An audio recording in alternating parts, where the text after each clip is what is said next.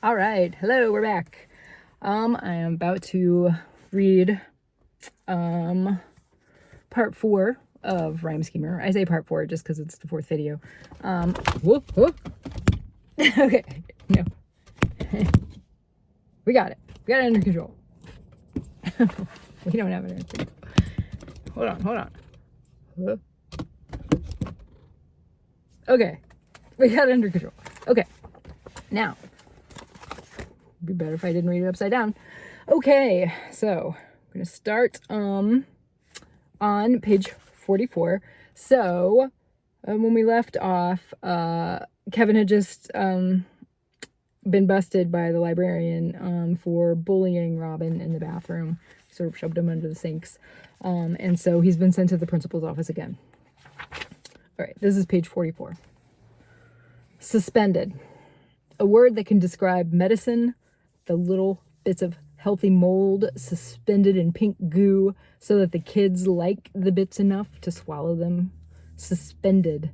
A word that can describe stopping like someone hit a pause button and you are suspended in time and space, your finger frozen inches from your nose. Suspended. A word that can describe me. You should have seen Mom's face when she came to pick me up. Not red, not purple, no forehead veins like Hartwick. She just smiled really big. I'll deal with him, she said, and then she laughed. But I know she wasn't really laughing unless something was funny on her phone. Day 18. I dreamed about that smile last night and woke up shivering. Mom hasn't talked to me in 24 hours. Dad is on call, so he'll be back tomorrow. Today is the first day of 3 days of not being allowed at school. Is this what it means to be dealt with?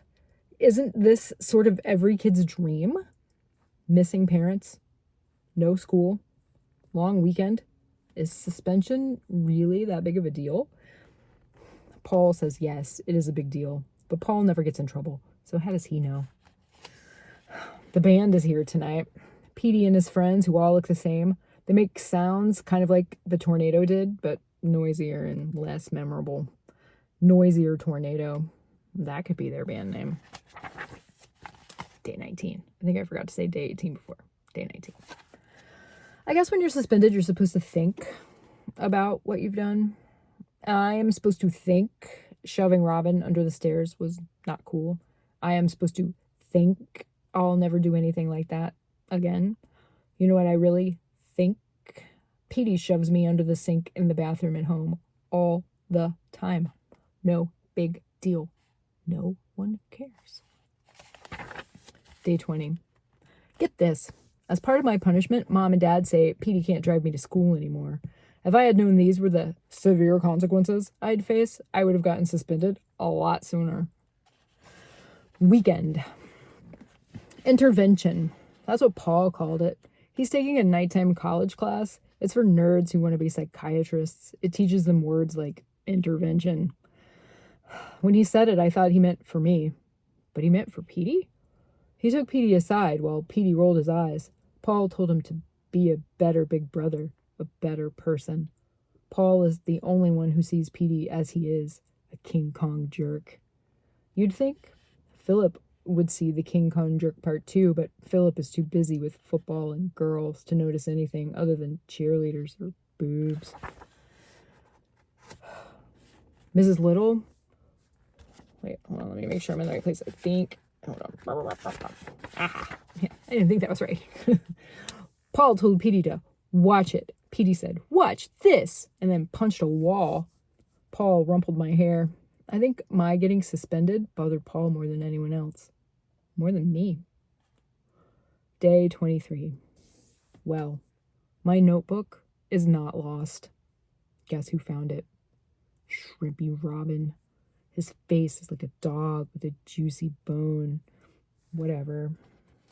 No one can hear your heart beat fast when you are jagged stone.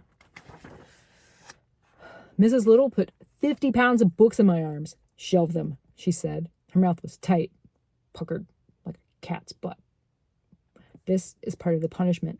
Not just suspension, becoming Mrs. Little's slave for 2 weeks after school. So boring. I might die. Day 24. I did not die. But now I might. Robin made copies of some pages from my notebook. Copies. Gave them to everyone. Everyone! Guess who's going to get to watch his nose explode off his face? All caps. At least Robin didn't copy my secret about messing up the books. At least he didn't copy Petey's crying secret. Even with Petey in high school, he would still find out from someone's big mouth. I'm sure of it. So now I'm worried because Robin knows my secrets. And I know he knows. And he knows. I know he knows. And the way his smile curls like the Grinch is no good. That I know for sure. Deep breaths. Jagged stone turns to smooth rock. Cold rock. Rocks don't die. Rocks have no feelings. Rocks don't care. Mrs. Little relaxed her catbutt mouth, and she made me dust the computers. Your face is as white as a sheet, Kevin, she said. Are you quite well? Mrs. Little is from England. She hardly ever talks, but when she does, sometimes she talks with extra words. I didn't say anything in case I threw up on the computers and then had to clean it. So much for being cold rock that doesn't care. It turns out the problem with having been suspended is that you are not just on thin ice, as they say. You have been sucked into zero tolerance, which is like zero gravity, except instead of floating in space, suspended, you are pinned against a wall, frozen. One misstep and you're done. I told Paul about the zero tolerance and how I can't hit Robin for making copies of my notebook, even though Robin could use a swift kick in the butt. Paul said, it's my own fault. He said Robin is protected from me because of me. I don't know what that means other than Paul is annoying. Okay, I think we'll stop here. And I'll see you next time. I'll try not to drop my camera and turn the wrong page.